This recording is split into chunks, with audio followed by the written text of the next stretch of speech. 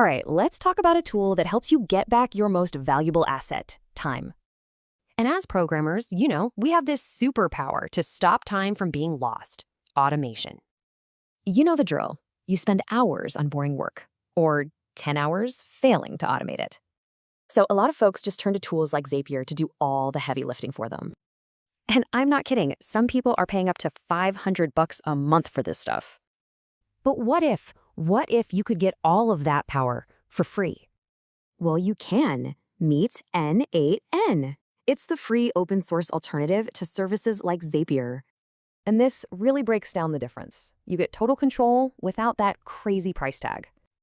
Basically, it lets you connect all your different apps into these really powerful workflows. The real magic is its visual editor. It makes even super complex logic so easy to follow. Okay, enough talk. Let's see it in action with let's call it domestic dispute workflow.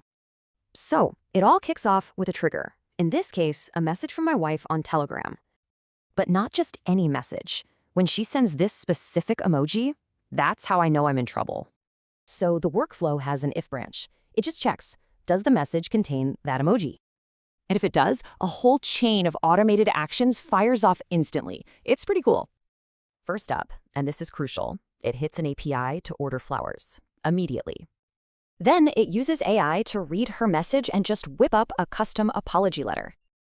And to prove to the world what a great husband I am, it tweets that apology publicly. Finally, just in case, it logs the whole thing in Google Sheets for future reference. Okay, so obviously that's a bit of fun, but seriously, the possibilities here are endless. For developers, automate PRs. For creators, auto-post content everywhere. The list goes on.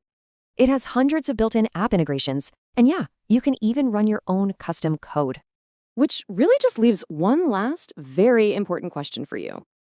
Looking at your own work, what's the first boring thing you would just automate away?